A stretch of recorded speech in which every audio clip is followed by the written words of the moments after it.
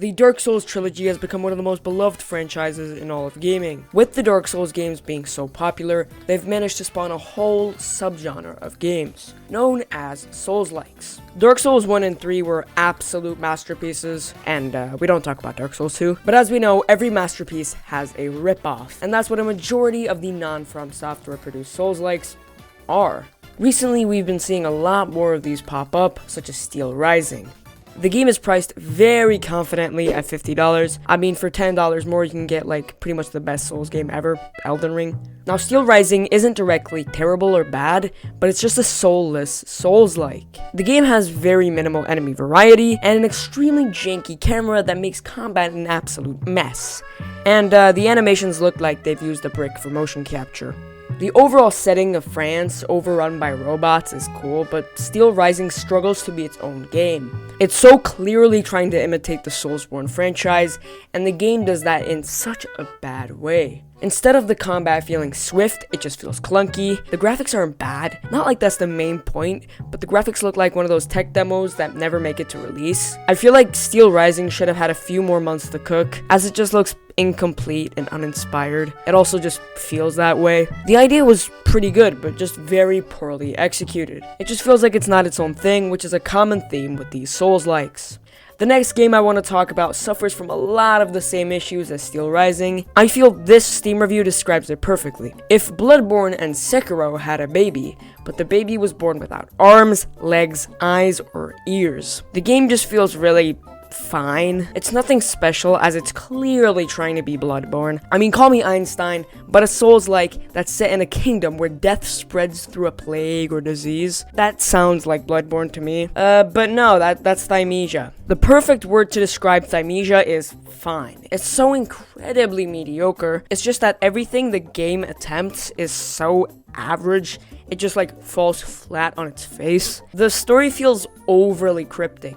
Yeah, I know. One of the key factors to a Souls-like is environmental storytelling. Steel Rising makes its storytelling overly cryptic by serving most of the story to you using random notes. Honestly, saying that everything was mediocre might be a push. The soundtrack was pretty good. The plague weapons were, an interesting idea. But overall, a lot of the systems in the game felt forced. Again, it's a common theme with Souls-likes. I honestly think pretty much the only studio capable of making a tried and true Souls-like is From Software. Now, for a pretty recent release, Wo Long Fallen Dynasty. The game runs horribly. Even months after launch, it still struggles on higher end hardware. But I'm talking 3070s are struggling and getting constant stutters. The game focuses heavily on parries, just like Sekiro. It feels like the Steam review for Thymesia, but just a little different. It's like if Sekiro and the Neo games had a baby. But the baby was born with autism, a stutter, below average IQ, an ugly face, the ability to move strangely swift, but sadly, the baby has no self-awareness and is an overall just vegetable. The Neo part isn't weird since Wo Long and Neo are made by the same devs, but it just feels like a Neo spin-off. It doesn't feel different enough to be its own game. It just feels like a Neo spin-off. Except the spin-off has only been in development for 7 months. Again, it just suffers from the soulless Souls-like curse. Simply just not a very compelling game. Not terrible. It was overall not a very compelling experience. I wouldn't write home about Wo Long Fallen Dynasty changing my life. Don't worry, the Souls-like genre isn't all bad. At Summer Games Fest, a trailer for a brand new Souls-like was shown.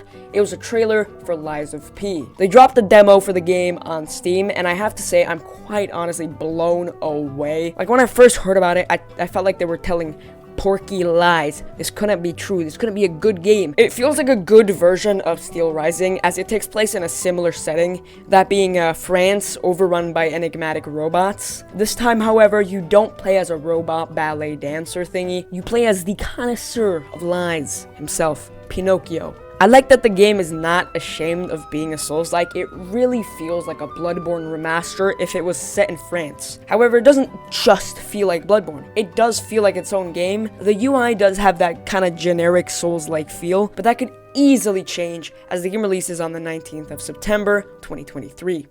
When I talked about the Neo performance, I briefly mentioned the Jedi Survivor situation, but the Jedi games actually have something to do with this topic. The first Jedi game came out in 2019, that being Jedi Fallen Order, and it was kind of recognized as a baby's first Souls-like, as it's not just, yo, this is Dark Souls, just like you can travel from place to place with a cool spaceship and a gray dude with strangely hairy chest and 4 arms. Most of my favorite bosses in Jedi Survivor were not story related, and they were just off somewhere. Like, spoiler warning if you haven't played the game, a Rancor in a random ass cave. The Jedi games are kind of like the perfect non-From Software Souls-likes because they manage to take the formula of hard combat, interconnected level design, and with your droid BD1, you can see a lot of the environment's story, but yeah, the story is a little more spoon-fed, shall I say. It's kind of a more traditional AAA story approach, which, you know, honestly, I do like. So yeah, you can see a recurring theme with these Souls-likes. Most of them try too hard to be a From Software game,